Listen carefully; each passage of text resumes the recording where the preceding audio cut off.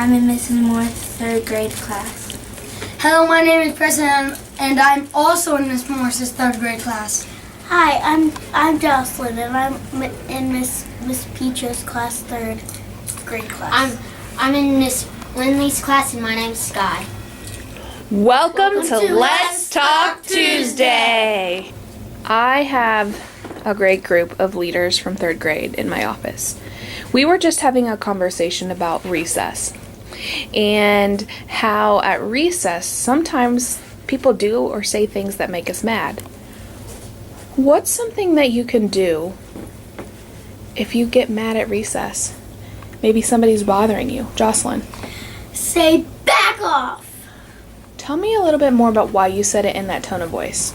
It's because if they bully you and you don't like how they're bullying you, if you get in a deeper voice, they'll actually think that you're being serious with them. Okay. And then they're gonna back off of you and make sure they don't bully you anymore. Okay, so Jocelyn, you said that if somebody is bothering you, to be assertive, like we talked about last week, and you can say, instead of fighting with your hands or fighting with your words, you can simply say, back off.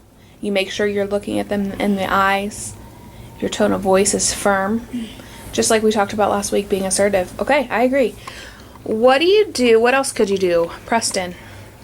When they're in a really big fight, if you don't want to jump in and cause more problems with the fight, so you'll get in trouble involved with them, and you would just get madder because you got involved, you could just tell them to stop, and if they don't stop, you can run over to tell a teacher, and the teacher will understand, so she'll go over to the kids that are fighting and tell them to stop, or she'll send them to the principal's office. Okay, so Preston, I liked what you said. You said that if people are fighting, either physically or verbally, with their words, it is not your job to make them stop.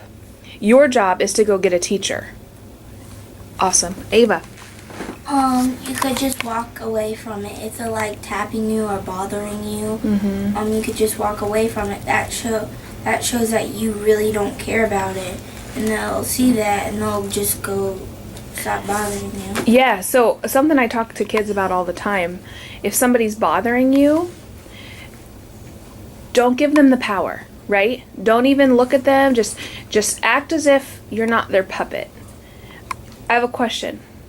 Ava, if somebody is bothering you, they want to see you get mad, don't they? They want to see a reaction. If you give them a reaction, who's controlling the situation right then? Them. They are, right? But if you don't give them the reaction, who has the power? Me. That's right. So if somebody's bothering you, that's absolutely a great first line of defense. Walk away.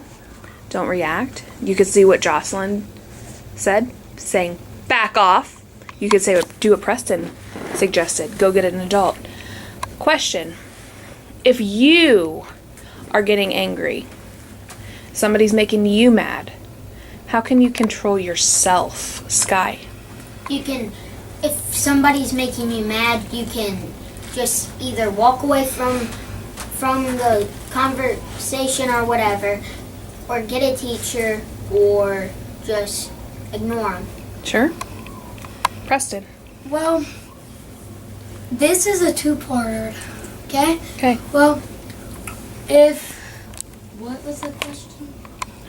If somebody was making you mad, how do you control If yourself? someone was making you mad and you didn't like it, then you have the opportunity to just ignore them and run off. But if this is the second part, if someone's like, this is for all of you guys.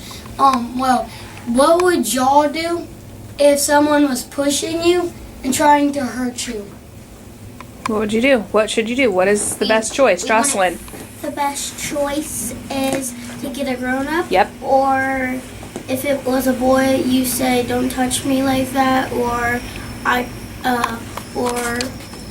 or something bad's gonna happen. Okay, so get a grown-up. I agree with you, Jocelyn. If somebody's trying to hurt you, you get a grown-up. You can also say, don't touch me. Something like that. Just same situation with the back off. Preston, you and I were talking just a second ago about if you're feeling mad and feel like you might make a bad choice, what you can do to keep control.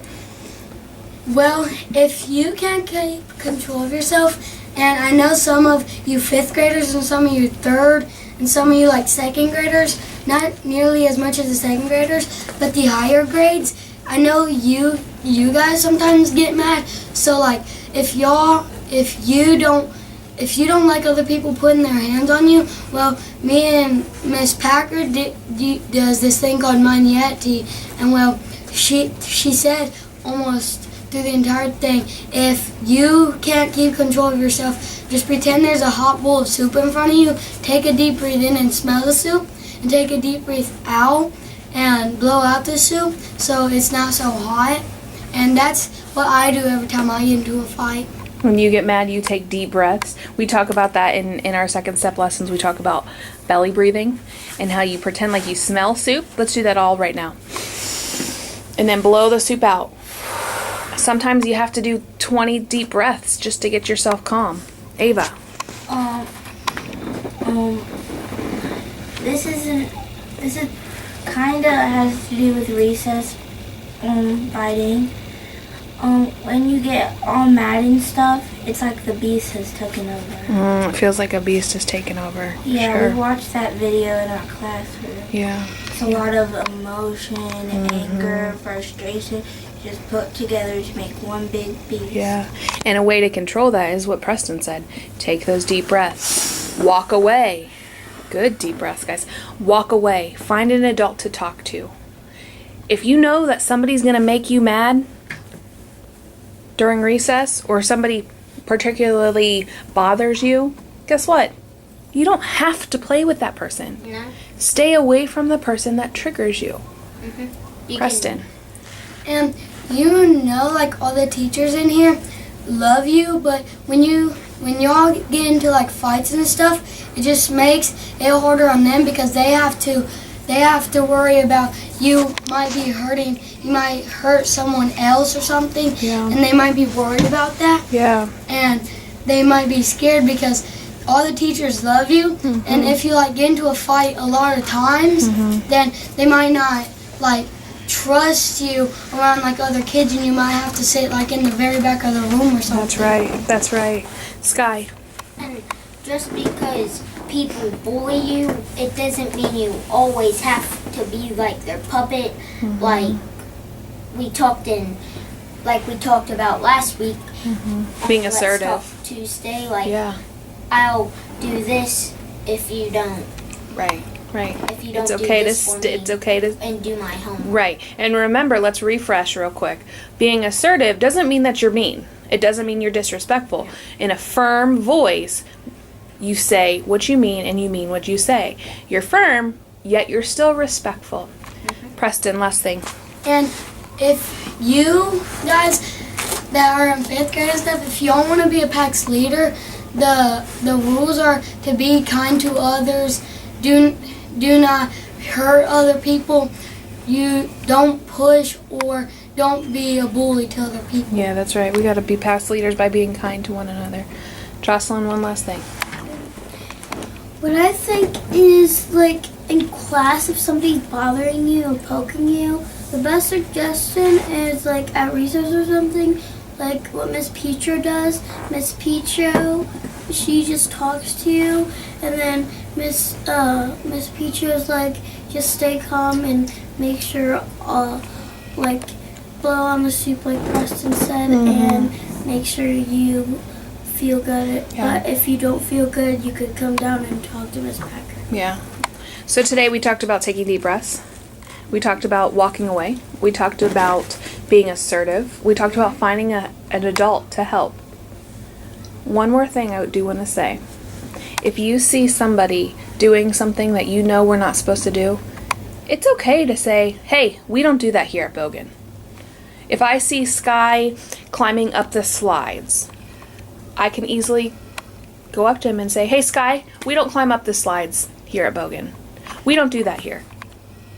Say that with me. We don't do that here. We don't do that here. That's right. That's right. We all have to be the change we want to see in the world. Bye. Bye. Have a great day.